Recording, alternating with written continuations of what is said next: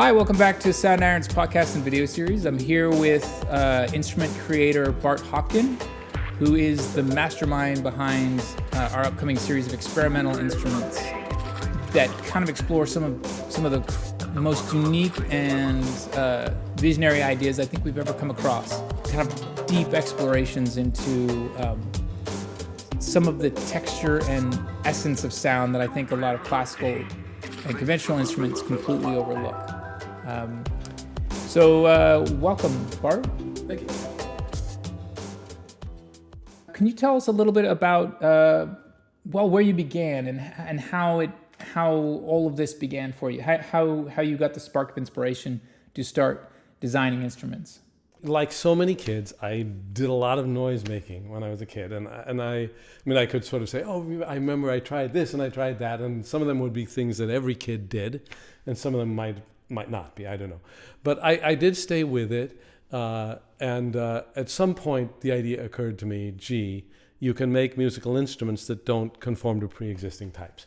And that was an important thought. When I got to college, one semester we had a visiting professor, Charles Seeger, the father of Pete Seeger, was an important ethnomusicologist in his own right. I went to my department and said, gee, could I do an independent study on the subject of musical instruments, which in academic terms is called organology. That's the study of musical instruments. And they said, sure, you can do something with Charles Seeger, who by that time was very old and almost deaf, and I think wasn't really that interested in me as an individual student, but at least his name got on.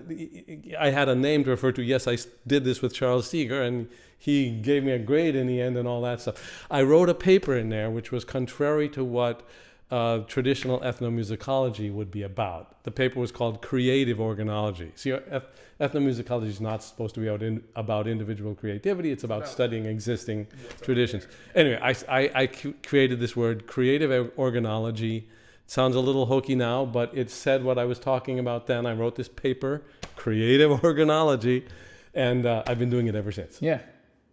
So what was the first instrument you made from scratch? I set up a string on something like a neck with a hinge, and it was set up so that I could move the string up and down like this, the neck holding the string, and turn a tape recorder reel so that it sort of scraped on the string like a bow. But then I discovered when I did this, something that I now understand and have exploited since, but it was new to me then. When the string hits the tape recorder reel, it doesn't behave like a bow because the reel is solid enough that it sort of divides the string into two vibrating segments, so I was getting two notes. Interesting idea. Yeah. But that was important for me because I sort of said, well, you can make an instrument that sounds cool even if you wouldn't play either Melancholy Baby or a Bach partita on it. It could still sound cool in some other way. Yeah. That was a good thought for me at the time.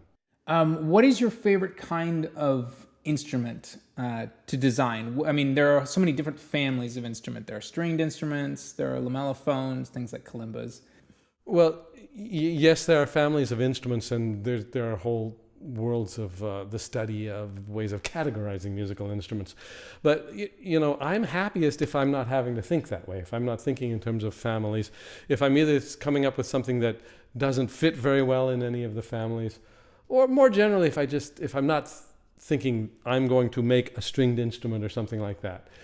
So the idea comes first, the question of what category it's in comes second, and I'm happiest if whatever I'm building now is very different both from anything I've seen before and from anything else I've ever built before. Now, it doesn't always work that way, you can imagine. Not every idea is that fertile. But when I can go in that direction, that's when I'm happiest. When you're kind of walking around out in public, for example, do you find yourself knocking on surfaces or like experimenting? When I do like to explore and listen, and I have friends who are also into it, so we share experiences, and I learn a lot that way. There's a world of people that are very interested in found object musical instruments, and that's a lot of very fruitful stuff comes from that with various builders. That is not so much me. I'm not so much interested in sort of finding a piece of driftwood on the beach that sounds great. I love doing that, but my main focus more is working from an idea. Theoretically, a person could set up a vibration in the air this way. I wonder if I could use that in a way that would prove to be interesting. I'm a little more interested in that than I am in found objects. With all due respect to the fact that some really fantastic stuff comes out of you're walking around in the world and you trip on something and it makes a cool sound. But maybe you get the idea that, what if I could capture that and control it in a way that makes it, something you could play. Exactly, yes. I think that's one of the remarkable things. A lot of times that we've developed instruments at Soundiron in the past, especially when they're materials based, we're not really often thinking, you're going to be able to take this to a show and play. It's more like we explore and manipulate and dissect sound sources to capture musical elements and effects out of them. But all the instruments we've explored of yours all are designed to be played live. I wouldn't say all, but so many of them are basically constructed so you can play a full scale or get the full effect and treat it like a serious instrument, not just a materials exploration, which is a whole different, it's closer to the found sound type of exploration. You're inventing instruments from essentially nothing, from raw materials. So, I think that level of craft that you give it is, I think, part of what elevates it and really allows each instrument to fully realize its potential. Well, thank you. And, I do, responding to something you said in the beginning of that comment, I do, in some ways, I am fairly conservative in that I think in terms of musical instruments in a somewhat traditional way. Mm-hmm. A lot of my instruments, you can control the pitch and you can control the rhythm and all these things like as on conventional instruments. I often am moving about in a world where people are much more far out than that. They're just doing crazy sounds, or interesting sounds of all sorts. And sound sculpture and this kind of thing. And I do tend to think in terms of can I create something that will function like a traditional instrument in most of the instruments that I build. So in this first round of instruments that we were exploring with Bart, we're focusing on the mellophones. These are things in the family that include kalimbas, tongue drums, slit drums, things like that. And this first round, we're exploring. In the very beginning, we're dealing with a lot of wooden instruments and metal-tined instruments that use wood fundamentally in the way they resonate. Can you talk a little bit about some of the first instruments we've been recording with you? Let's see, I have to be reminded of which ones we've... okay, here's a couple of them. These are both kalimba-like instruments, but with wooden tines. And there's some evidence that some of the earliest kalimbas historically may have existed before there was much metalworking. Yeah, because that really didn't come about until, 4,000 years ago at the oldest? Yes, and the African metalsmithing tradition is pretty old. I think it's as old as anywhere. Yeah. So that for many centuries they've been making steel and iron tine kalimbas in southern Africa, and people think it may have started a little farther north as well. Anyway, but prior to that, they were probably making kalimbas with things like raffia, and I don't even really know what raffia is, but it is a woody plant, a little bit bamboo-like, I think. I could be way off. Hard but light. Yes, I think so. So anyway, all that's to say that there is a history of wooden key kalimba making, but you don't see that much of it these days, except when you get into tongue drums. But these instruments here are more like kalimbas. And I find it actually a little hard to do. It's hard I haven't been as thrilled with the sound of some of these wooden ones, but then you make them, and even if I had some ideal of a certain kind of resonance in my mind, the sound is still unique and interesting, so no complaints there. There's a deep mellowness to them that is different than the metal tined kalimbas. Yes. And this comes out a little more also on some of the tongue drums that I've built as well. Yeah, there's a nice round quality. It probably won't pick up well on our mics here for the interview. And then this one here.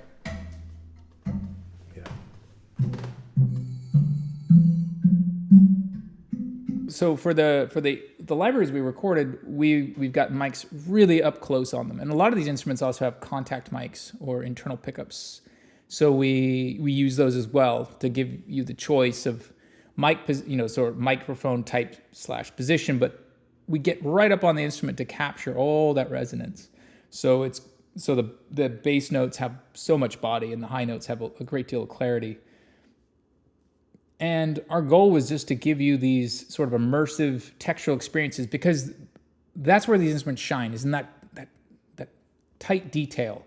When you really get close, the way that they resonate, some of them have rattles attached to the notes, so that gives them sort of like the rattle tines, I think, was the first ones that we recorded, and one of my favorites, because it had sort of this two-tone feeling. It was like a mellow kalimba, but then a buzzy, sustained jingling on top of it. That sort of created overtones that gave you two different complementary aesthetics that sort of like psychologically separate. Yeah, it's very nice in that way. If you just listen a little bit carefully, it's actually, you can kind of separate them, but the first impression of it is of this complex tone quality. Yeah. And with the rattles, an interesting one too is that the rattles often bring out one of the overtones, not the fundamental, in the sound. For whatever reason, the rattle will tend to highlight one of the overtones. And then there's a question of whether I want to try and tune that overtone so that it is at some pitch 2 or 3 octaves above the fundamental and it all feels very coherent. Or if I want to not tune it and let it be a more exotic sound, one that may be a little bit more confusing in some musical contexts, but more interesting in the abstract, So it's a choice. You can go either way with a choice like that. So the rattles are really fun to play with. I also really like that a lot of them have they have pickups, but you made careful decisions on the pickups. Let's see, one of these. A couple of them, the long metal planked, I guess they're kalimbas, they're gigantic kalimbas, but solid hardwood with, you used bass humbucker pickups. Oh, yes. And so like a couple of them have like just this monstrous low end when you plug in. And it's just this rich, creamy, kind of dark bass tone that really sits beautifully underneath the higher sort of, it's essentially it's two-tone, because if acoustically you have this kind of clean metallic, tine instrument sound, but when you hear the bass, all of a sudden it definitely creates this harmonic chord that just has this miles of depth, because you have these sort of octave layering effect. Right.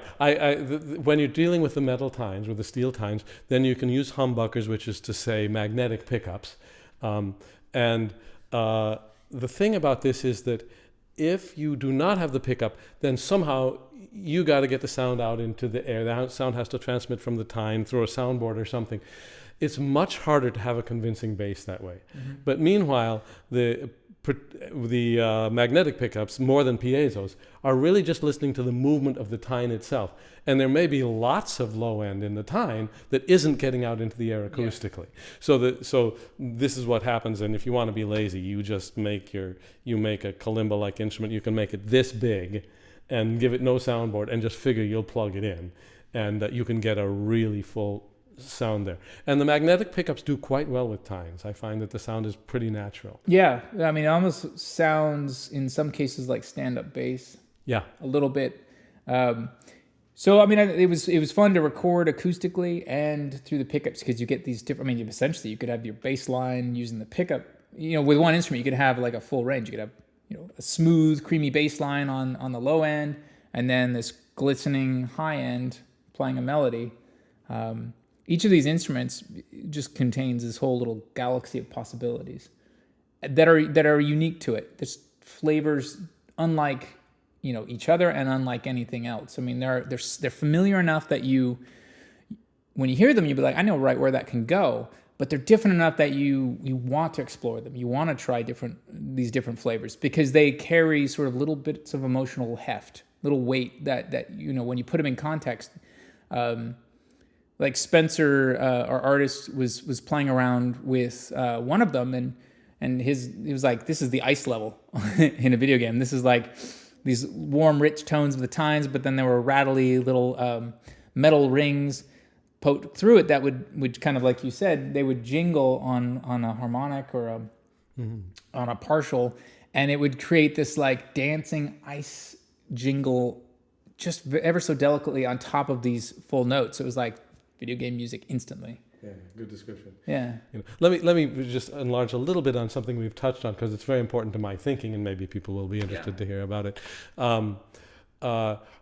Many of these instruments, lamellophones and certain other types as well, tend to produce inharmonic overtones. Unlike strings and most winds, assuming you haven't put funny weights on the strings or something, those instruments produce an overtone series that is harmonic, and the harmonic overtones integrate very closely in your ear, to the point that you're not aware that they're there. Many of the things like kalimbas tend to produce inharmonic overtones, and so you have these notes that may have sort of seemingly very little to do with the intended pitch. In there, it can be distracting, or you can think that's a cool sound. Then there's a question of whether you just accept whatever those inharmonic overtones happen to be, or do you make an effort to adjust them? And there are ways to adjust them. It mostly has to do with reshaping the tines. With the wooden ones that we were talking about earlier, it's fairly easy to reshape the tines. With the metal ones, it involves a little bit of grinding. And if you're going to get into this overtone tuning by reshaping the tine, you've got a bunch of choices about what kind of overtone tuning to do. So a lot of thought along those lines goes into these instruments. Is that why some even common, like off-the-shelf kalimbas, they'll have shaped tines? I mean, they might just be a metal kind of rod, but then they'll have a flattened tongue at the end, or some carving around sort of midpoint, sort of like to shape it.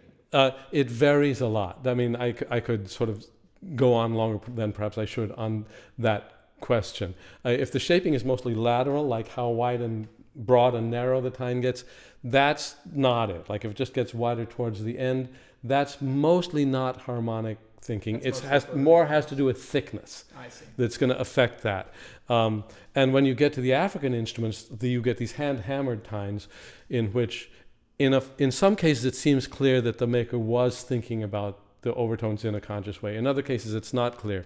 But what's nice about the African instruments with the hand-hammered tines is each tine has a distinct overtone pattern that is different from its neighboring tines, and that you end up with this kind of dance of high harmonic, or they're usually not harmonics, but dance of high overtones above the fundamental pitches, which can be very lovely.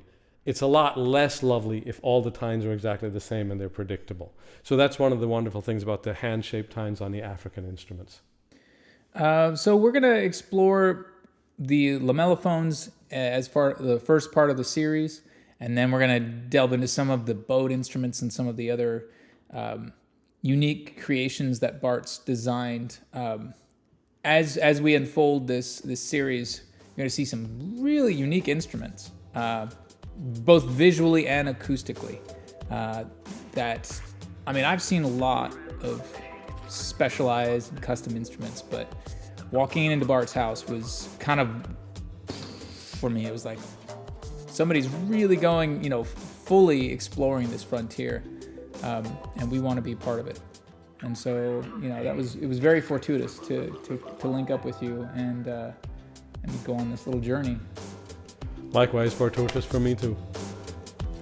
And so expect more from the series and more from Bart. We're really looking forward to it. Thanks a lot for joining us. Thank you.